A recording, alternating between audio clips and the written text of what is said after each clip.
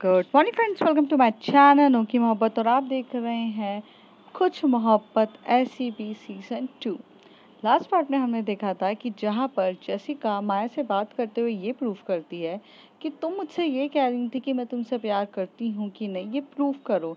ये already video मेरे पास थी जिसको मैंने पुलिस तक जाने से पहले रोका और सारी फुटेज को मैंने डिलीट किया और एक फुटेज मैंने अपने पास रख ली क्योंकि मुझे पता था कल जाके तुम यही बात पे मुझसे पूछोगी। मेरे पास ऐसे बहुत सारे सबूत हैं माया, ये ऑलरेडी तुम जानती हो, तो फिर तुम मुझ पे उंगली नहीं उठा सकती हो। I love you, this is true and this is completely true, you know that, so why you are just thinking like that. तो माया कुछ नहीं बोलती, चुपचाप बैठी रहती है। अब उसके आगे माया खड़े होके बोलती है, Jessica, you love me, I love you, that is the good thing, but मैं जिस चीज़ पे निकली हूँ वो चीज़ बहुत डेंजरस है, उसमें मैं तुम्हें चाहकर भी अपना पार्ट नहीं बना सकती हूँ। तो जेसिका थोड़े आगे आके बोलती है, what do you think about me कि only that I am here for your pleasure purpose. तुमने मुझे क्या सिर्फ इंटरटेनमेंट और प्लेजर के लिए रखा है माया, कि जब तुम्हारा मन किया मेरे करीब आई, मुझे किस किया, मेरे साथ इंटीमेट हो गई, और जब मन किया मुझे ये बोलकर चली गई। You know what is a partner means, stay with all the time whether it is ups और डाउन इन द लाइफ। और तुम्हारा जब डाउन टाइम आए तो मैं तुम्हें छोड़ के चली जाऊँ, तुम्हारा जब अप टाइम आए तब मैं तुम्हारे साथ आऊँ, इंटीमेट करूँ और तुम्हारे साथ प्यारे प्यारे मोमेंट्स बनाकर चली जाऊँ। बस तुम यही चाहती हो। चाहती क्या हो मुझसे? What you want? Tell me the truth, what you want? Jessica, ऐसा नहीं है, तुम मेरे लिए जितनी इम्पोर्टेंट हो वो हमेशा हो, बट मैं जिस मिशन पे निकली हूँ वो मिशन इतना डेंजरस है कि उस मिशन में मुझे डर लगता है किसी अपने को खोने के लिए, क्योंकि 5 साल पहले मैंने जिसे खोया है उसका दर्द और उसका बोझ मैं अभी तक हैंडल नहीं कर पा रही हूँ, तो मैं तुम्हें खोता हुआ नहीं देख सकती हूँ। तभी जेसिका आके बोलती, वही पूछ रही हूँ, 5 साल पहले तुमने क्या खोया ऐसा? आज नहीं तो कल तुम्हें मुझे बताना ही है सब कुछ, तो क्यों नहीं बताती हो तुम मुझे? तुम्हें इतना सब कुछ प्रूव करने के बाद भी तुम्हें मुझ पे भरोसा नहीं है? तुम्हें ये फील नहीं होता मेरा प्यार? तुम्हें मेरी तड़प, मेरी पागलपन, मेरी हर एक चीज़ फील क्यों नहीं होती है माया? शायद जिस दिन मर जाऊंगी ना उस दिन शायद तुम्हें मेरी मोहब्बत फील हो, पर मुझे ऐसा लग रहा है कि जिंदा होकर तो मैं तुम्हें प्रूव ही नहीं करवा सकती कि मैं तुमसे बहुत प्यार करती हूँ। इसलिए अगर मर के साबित होगा तो वो भी करने के लिए तैयार हूँ। बोलो कहाँ? तुम मेरी अग्नि परीक्षा लेना चाहती हो तो ले लो, तब जाके तुम मुझे सच बताओगी ना। जैसे ही मरने मारने की बात कहती है तो माया वहां से गुस्सा हो जाती है और एकदम से उसका हाथ उठ जाता है और उठकर वो बस और बस मारने ही वाली रहती है जेसिका को, पर वो अपने हाथों कंट्रोल कर लेती है। तब जेसिका बोलती है, हाथ क्यों रुक गया, मारना क्यों नहीं है? तो वो बोलती है, अगर तुमने मरने मारने की बोली ना तो मैं तुम्हें सच में मार दूंगी। तुम्हें पता है मैं ये सब हैंडल नहीं कर सकती हूँ। तो जेसिका उसके करीब आकर बोलती है, क्यों नहीं कर सकती हो माया? क्या है ऐसा दिल में बोझ जो लेकर जी रही हो? मुझे बताओ तो सही। You know I love you. And पता नहीं क्या करूँ तुम्हारे दर्द को कम करने के लिए, क्या करूँ ऐसा? पता है तुम्हें, तुम मुझसे हमेशा से कहती हो ना कि मैं इतना घुस घुस के चीज़ों को पता क्यों करती हूँ, क्योंकि मैं तुम्हारी लाइफ का पार्ट बनना चाहती हूँ, तुम्हें सपोर्ट करना चाहती हूँ, तुम्हारे पास रहना चाहती हूँ। That's why I do all the things, I tried my best. इसलिए मैं तुम्हारे बारे में इंफॉर्मेशन कलेक्ट करती हूँ। Please tell me, please tell me. कुछ चीज़ें ऐसे होती है जिसे याद करने में भी रूह कांप उठती है, और मेरी रूह कांपती है कि तुम्हें वो सच कैसे बताऊं जिस सच को 5 साल तक मैं एक्सेप्ट नहीं कर पा रही हूँ। कैसे बताऊं मैं तुम्हें? जेसिका उसके पास आकर बोलती है, तुम बता सकती हो, बताओ क्या हुआ है, और मैं इतनी कैपेबल हूँ कि मैं वो सच सुन सकती हूँ। तो सुनो माया, तो सुनो जेसिका, मैं माया जायसवाल एक मिडिल क्लास लड़की थी। मेरी शादी हो चुकी है अक्षय जायसवाल से। ये जो कंपनी है ये मेरी नहीं है, ये अक्षय की है और मैं उसकी वाइफ हूँ। तो यहाँ पे जेसिका सुन के शॉक्ड होती है, कहती है अक्षय इज योर हस्बैंड? वो कहाँ पर है Maya? He is in coma. He is in that stage जहाँ पर वो अपनी जिंदगी और अपने मौत के बीच में लड़ रहा है। वो ऐसी स्टेज पे जा चुका है जहाँ पर वो कब उठेगा, कब जिंदा रहेगा, मैं नहीं जानती। और हाँ, मैं अक्षय जायसवाल की वाइफ हूँ। तो मुझसे पूछती हो ना क्या मैं अपना फेस हाइड क्यों करती हूँ? वो इसलिए क्योंकि मैं पब्लिक में नहीं बताना चाहती हूँ। जिन लोगों को मैंने मारा है ना, उन लोगों ने ही मेरे अक्षय को इस स्टेज पे लाके खड़ा कर दिया, जो मौत और जिंदगी के बीच में झूल रहा है। डॉक्टर ने मुझे लिटरली ये बोल दिया है कि 5 साल हो चुके हैं, आपके हस्बैंड में कोई इम्प्रूवमेंट नहीं है, कुछ नहीं है, उसे वेंटिलेशन में आपने रखा है। आप सॉरी, इट्स वेंटिलेटर में उसे रखा है और वो सिर्फ आर्टिफिशियल ऑक्सीजन ले रहा है, कुछ नहीं हो रहा है। एंड डॉक्टर ने मुझे सीरियसली ये कहा है कि अगर मैं चाहती हूँ तो मैं उसे जाने दूँ। ज़बरदस्ती रोक के रखा है मैंने। ऐसी सिचुएशन में डालने वाले यही लोग थे। I lost my everything.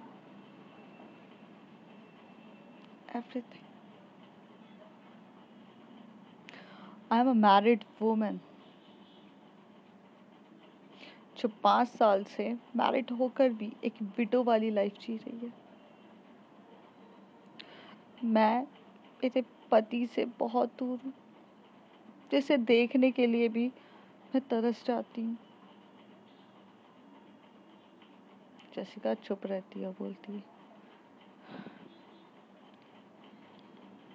क्या हुआ था अक्षय के साथ?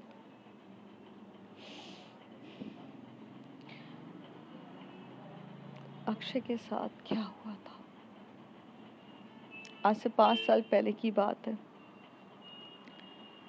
5 साल पहले हमने एक न्यू कंपनी लॉन्च करी थी, जायसवाल इंडस्ट्री, जो आज जाकर बहुत आगे तक पहुंची है। पर उस समय उसका नाम जायसवाल इंडस्ट्री नहीं था, उस समय उसका फ्रेंच कॉरपोरेशन नाम था। फ्रेंच कॉरपोरेशन चालू करी थी, जिसमें से इनके बिजनेस पार्टनर दीपेश मिश्रा थे, ब्रजेश ठाकुर का भाई था। दोनों काफ़ी अच्छे दोस्त थे। हम तीनों ने मिलके कंपनी लॉन्च करी थी। उस समय मैं कभी भी बिजनेस के मामलों से दूर रहती थी। मुझे कुछ लेना देना नहीं होता था, बिकॉज अक्षय उस समय हर बिजनेस के डीलिंग को देखता था। मैंने कभी उन सब चीज़ों में जानने की कोशिश भी नहीं करी, क्योंकि मुझे ऐसा लगता था कि क्यों जानना है। फिर एक दिन अक्षय बहुत ज़्यादा टेंस था, तो मैं अक्षय के पास आई और मैंने उससे पूछा क्या हो गया है तुम्हें? तो वो कहता है I am very happy with you Maya, but मेरा बिजनेस में ना बहुत सारा लॉस चल रहा है और मुझे समझ में नहीं आ रहा है कि मेरे ऊपर डेब्ट्स पे डेब्ट्स स्टार्ट होते जा रहे हैं। मैं लोन के तले दब चुका हूँ, जबकि मैंने ये सारे लोन लिए ही नहीं हैं। और पता नहीं कौन फ्रेंड्स कॉरपोरेशन के नाम से ये सारे लोन ले रहा है मेरे नाम पे, मेरे सिग्नेचर, मेरी चीज़ें होती जा रही हैं, और जबकि माया मैंने कुछ भी नहीं लिया है। ये सारी चीज़ें मुझसे अक्षय ने कहा। तो मुझे थोड़ा सा डाउट हुआ कि अगर फ्रेंड्स कॉरपोरेशन के नाम से लिए जा रहे हैं और डायरेक्टर्स के साइन अक्षय के हैं और अक्षय ने नहीं लिए हैं, तो कोई ना कोई इंटरनल मेंबर ही ये सब काम कर रहा होगा। मैंने उसकी पूरी इन्वेस्टिगेशन करी, जिस बैंक में जाकर उसने बहुत सारे लोन लिए थे वगैरह के बारे में पता किया।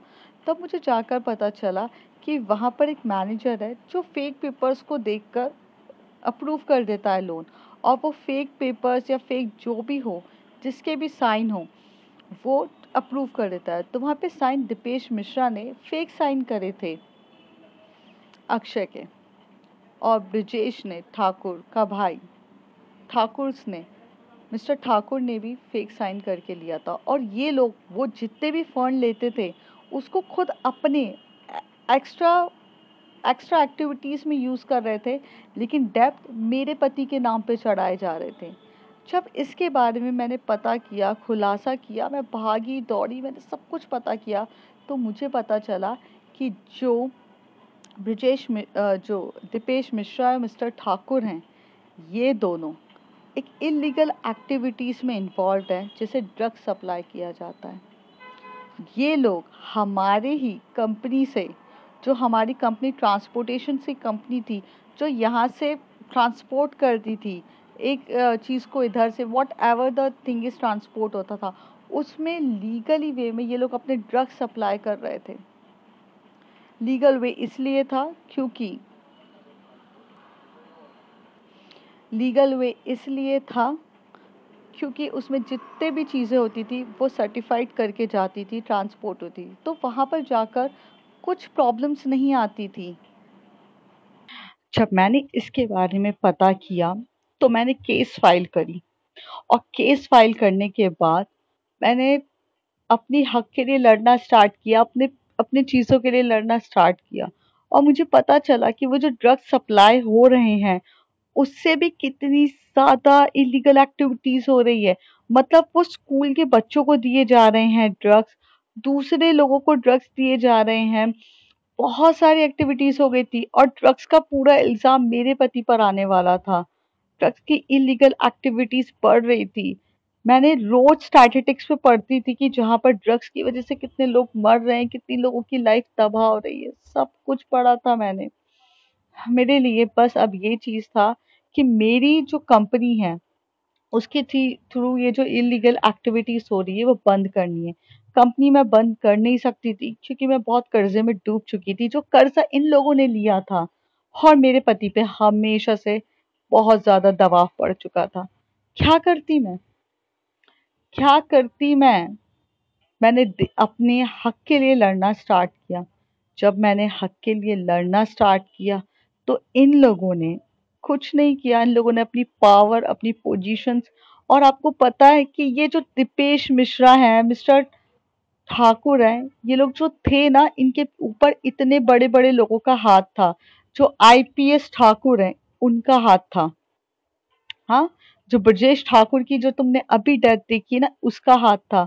और उस समय वो आईपीएस ऑफिसर था, उसके पास इतनी पावर थी कि वो हमें रोड पे लाके खड़ा कर सकता था।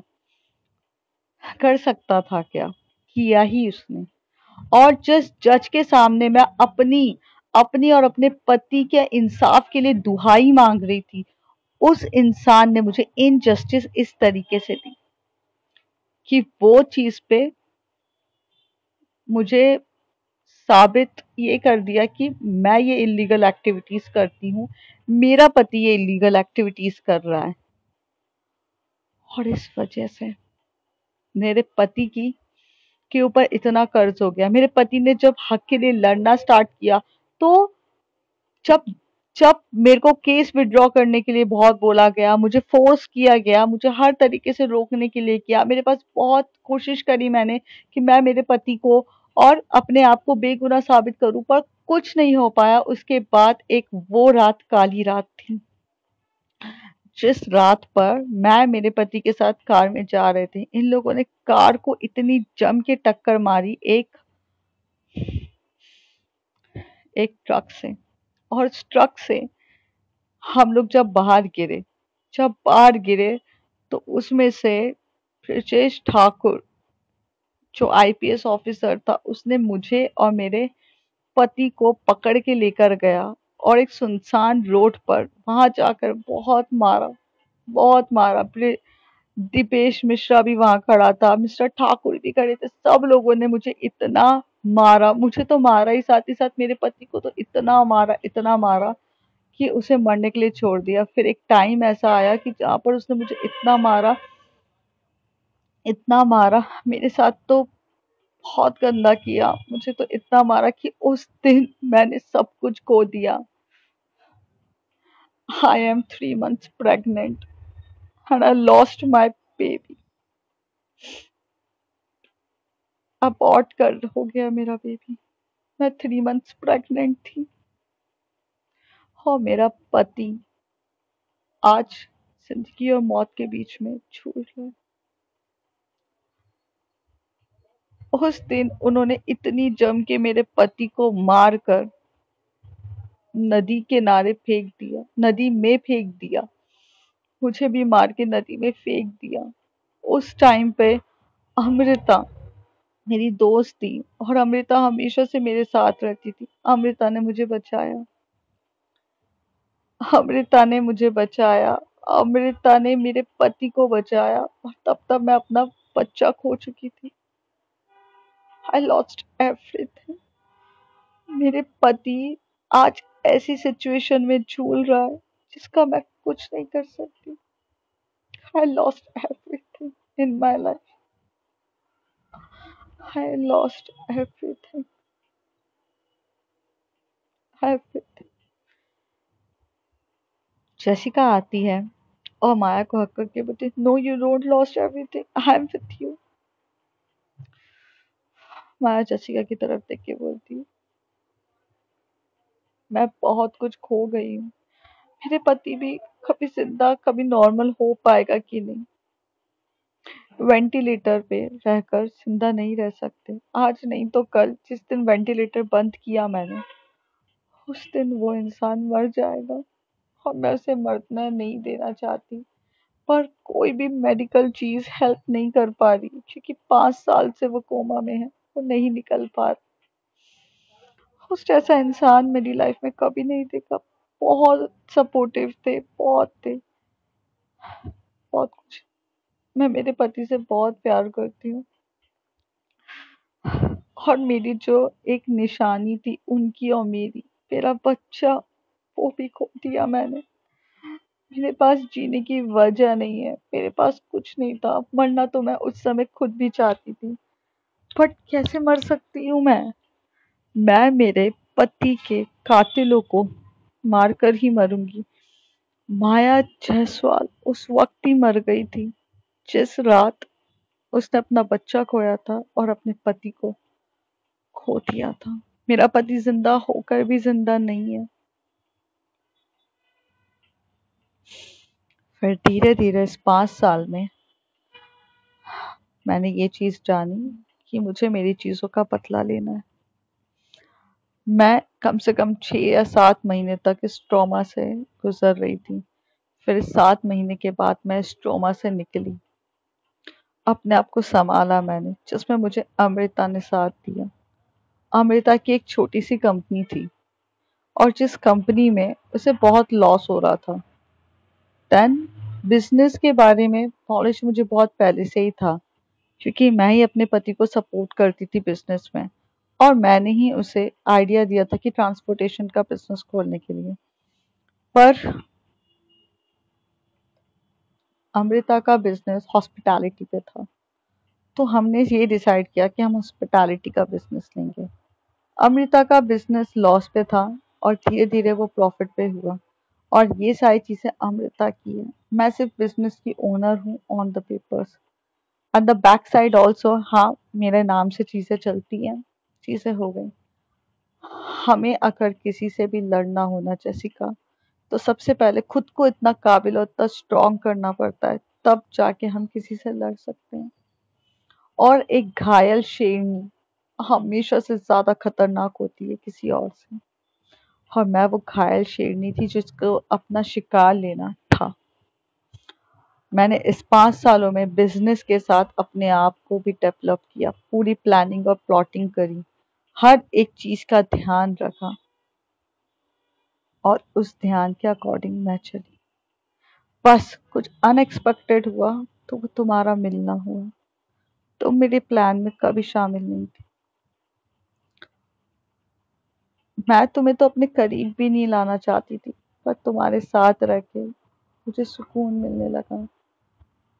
जो 5 साल से मेरे अंदर का जो खालीपन था, जो जो चीजें थी तड़प रही थी प्यार के लिए, वो एहसास के लिए, वो सब तुम्हारे साथ रह के मुझे फील होने लगा। मैं नहीं चाहती कि एक मैरिड वुमन होने के बावजूद भी मुझे तुमसे प्यार हो गया। मेरी कुछ लिमिटेशंस थी, उसको मैंने क्रॉस कर दिया, इसलिए when ever I intimate with you, मेरी आंखों में से हमेशा से आंसू निकलते थे। मैं बहुत रोती थी, मैं बहुत तड़पती थी, क्योंकि कहीं ना कहीं मैं अक्षय को धोखा दे रही हूँ उसके प्यार की वजह से।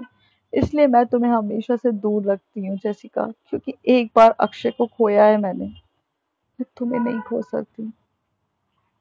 तुम्हें पता है अक्षय अक्षय कब सही होगा या नहीं होगा मुझे नहीं पता, पर मैं अक्षय को एक अच्छी तरीके से डेथ भी दे दे सकती हूँ। मैं अगर उन्हें वेंटिलेटर से हटा दूँ तो उन्हें उन्हें मैंने पता है सिर्फ जबरदस्ती जिंदा रखा है, जिसकी कोई वैल्यू नहीं है। 5 साल से वो भी सुई टाके इन सब से तड़प रहे हैं, उन्हें तो मैं मरने भी नहीं दे रही हूँ। पता है क्यों? क्योंकि उन्हें ये पता होना चाहिए कि उनकी बीवी कमजोर नहीं, उनकी बीवी इतनी स्ट्रांग है कि वो उनकी इस हालत का बदला लेके रहेगी। मैं विधवा उसी दिन हो गई थी जिस दिन मुझे डॉक्टर ने कह दिया था कि ये कोमा में जा चुके हैं और इनका ब्रेन डैमेज इतना बुरा हो चुका है कि ये शायद कभी कोमा से निकल नहीं पाएंगे, और अगर निकले भी तो वो स्टेज पे नहीं रहेंगे। सब कुछ जान चुकी थी मैं, पर क्या करूं किसी का। कभी कभार सब कुछ जानकर भी दिल पे बस नहीं चलता है। तुमसे दूर रहने की मैंने बहुत कोशिश करी, और मैं रहना भी चाहती थी, पर तुम्हारा प्यार, तुम्हारा वो तड़प, वो तुम्हारा पैशनेट तरीके से आना, वो सब मुझे कहीं ना कहीं कमज़ोर करता गया। और फिर कहीं ना कहीं मुझे भी तो खुश रहने का हक है। क्या मुझे किसी से मोहब्बत हो वो गलत है क्या? क्या मैं खुश नहीं रह सकती? क्या मैं किसी को पा नहीं सकती, किसी के साथ खुश नहीं रह सकती क्या? इसलिए मैंने तुम्हें रोका नहीं, क्योंकि कहीं ना कहीं तुम्हारी आंखों का प्यार, तुम्हारी चीज़ें मुझे मजबूर कर दी मोहब्बत करने के लिए। फिर वो तुम्हारा पैशन देखा मैंने कि तुम कितनी ज़्यादा पागल हो जस्टिस के लिए। तुम्हारा पागलपन की तरह कहीं पे भी प्रॉब्लम में कूद जाना, मिस्टीरियस गर्ल से मिलना, मिस्टीरियस गर्ल के लिए ऐसे फील करना, वो सब देख करना मुझे तुम्हारे लिए एक अजीब सा अट्रैक्शन होने लगा। मैं अपने मिशन से कभी भूली नहीं थी और ना कभी भटकी थी, पर तुम मेरी ज़िंदगी का एक धीरे धीरे हिस्सा बनने लग गई, और मैंने बनने भी दिया, मैंने रोका भी नहीं।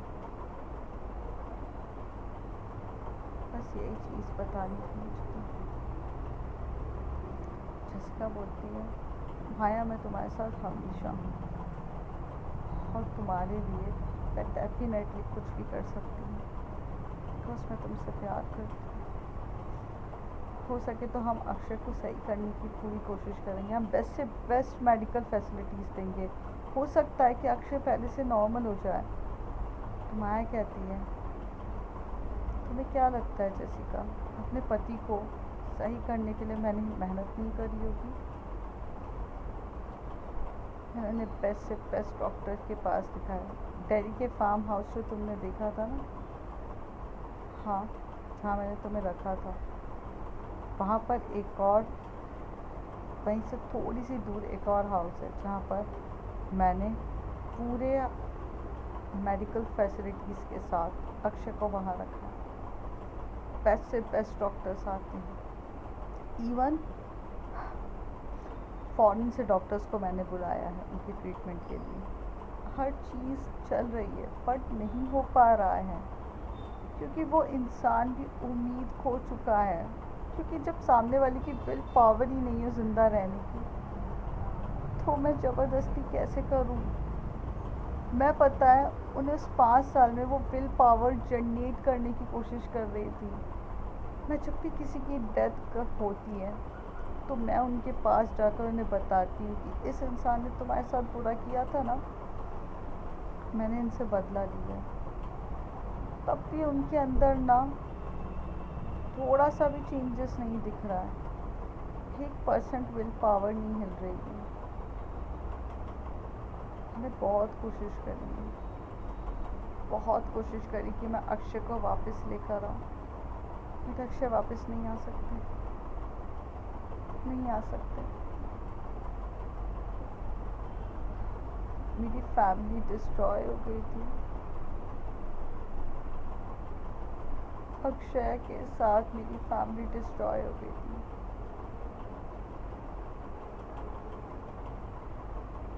तभी जसिका बोलती अक्षय के मॉम एंड डैड,